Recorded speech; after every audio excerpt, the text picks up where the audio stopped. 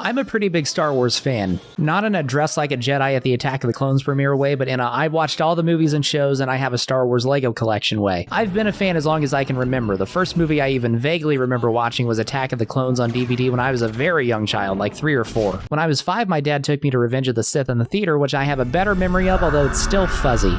It wasn't until I was a bit older when I got to watch all of the other movies. Point being, I considered myself a Star Wars fan before I was really all that familiar with the movies. And now as an adult who's seen it all, I think the first 2 movies are legitimately great, but everything else ranges from pretty good to hilariously bad and everywhere in between. So when I see clone troopers or a Jedi like Ki-Adi-Mundi, I'm not a fan of them because of something that happened in the movies. There's not really an awesome clone sequence or a moment where you get to learn about them and get attached. Ki-Adi-Mundi doesn't do anything except bring up the droid attack on the Wookiees and die, spoiler alert. My interest in these things and Star Wars in general comes from other media like the Clone Wars TV show or primarily the video games. When I was a kid, there were 3 game franchises that I really loved: Halo, Call of Duty, and everything pertaining to Star Wars. This started for me with Star Wars Battlefront 2, the original one from 2005. When I watched Revenge of the Sith back then as a kid, I thought it had cool parts with the clones and the lightsaber fights, but getting to actually play as the clones or Obi-Wan or Anakin, or I really like Grievous, brought it to a whole nother level. Getting to play in the same location where Obi-Wan and Anakin have a 20-minute lightsaber fight during the climax of the prequels is the kind of thing that blows your mind as a kid. It also for me was the first time I came across anything that really tried to characterize the clones. It happens in the campaign Rise of the Empire. Temuera Morrison, who played Jango Fett and had his likeness used for every clone, does a voiceover at the beginning and end of each level as a clone in the 501st Legion, journaling his experiences in the Clone Wars through the beginning of the Empire. It isn't much, but it is memorable. I have a friend that I play the new Battlefront 2 with, and sometimes one of us will just randomly start doing a terrible impression of him. The clones in general in this game have memorable lines. Go to any prequel memes group on the internet and you'll find plenty of just like the simulations or watch those wrist rockets memes. I was 5 when Battlefront 2 came out and I wasn't very good at it or anything else I was playing back then. My dad is who was mostly playing video games and I would watch him and play when I could. Somewhere along the way, he decided to get a new game just for me. That game was Lego Star Wars, the original, where the hub was Dexter Jettster's 50s Steak and Shake Diner. Lego Star Wars was perfect. Me and a cousin who wasn't allowed to play violent video games like I was because I have way cooler parents spent a couple days playing through it and had a blast. If you don't know, the original Lego Star Wars game just covered the prequel movies. Getting to fight droids as Qui-Gon and Obi-Wan, failing the pod race over and over until we finally managed to get through it, getting wrecked by Darth Maul until we figured out you can just double jump into a lightsaber slam over and over, dying constantly on gunship cavalry, and capping it all off with a final duel between Obi-Wan and Anakin. The game was awesome. Rather than watching the movies and then wanting to play the games, it was the other way around. I played the Lego game and then wanted to watch Phantom Menace and rewatch Attack of the Clones and Revenge of the Sith. Another year later for Christmas, I got the complete saga for the Wii and played through the whole thing again. I have it on my Xbox now, and once every year or two I'll load it up and just 100% it again. There's some goofy stuff that doesn't really hold up for me now, like all of the vehicle levels, but overall I think it's still a great game, which was also why the 2022 release of Skywalker Saga, which has all 9 mainline movies, was the first game I had pre-ordered since, don't laugh at me, Mass Effect Andromeda. Not to go on a tangent, but I played Andromeda for maybe 3 days and haven't even opened it since, so I was pretty reluctant to ever pre-order another game, but Lego Star Wars was worth it. As a series, I think I probably put more time into Lego Star Wars between all 6 of those games than any other Star Wars series. But out of one specific game, or I guess 2 games, I've spent far more time playing Knights of the Old Republic or KOTOR 1 and 2 than any other Star Wars games. My first experience with KOTOR was as a 3 or 4 year old where my dad was playing it and I wanted to play it, so he handed me a controller and said I was Karth.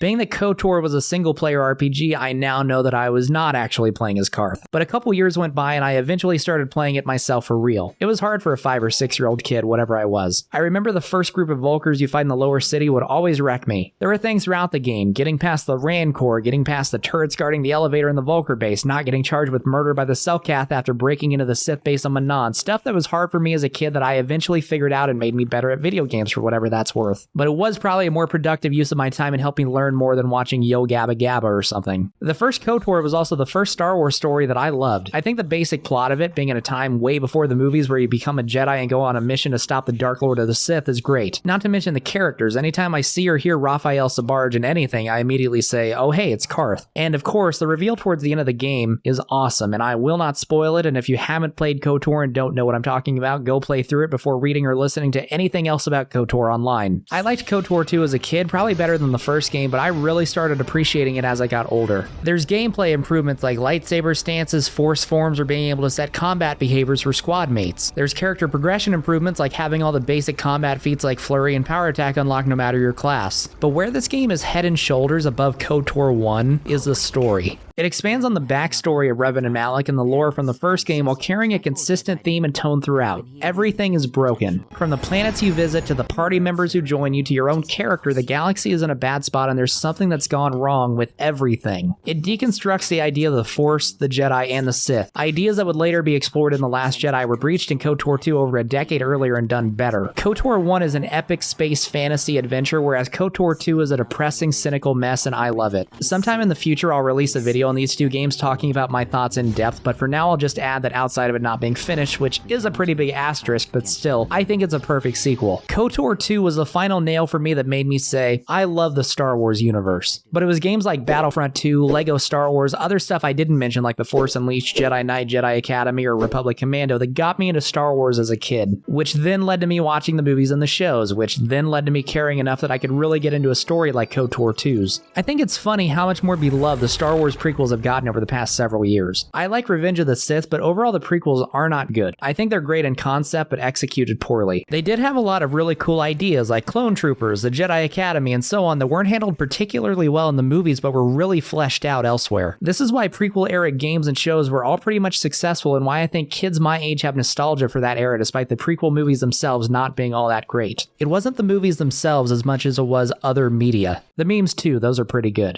I am a Star Wars fan, a big one. It's a series that started off as 3 really good movies and a holiday special and exploded from there. But when I think about how I started to become a fan and what made me really love the Star Wars universe, it was the video games.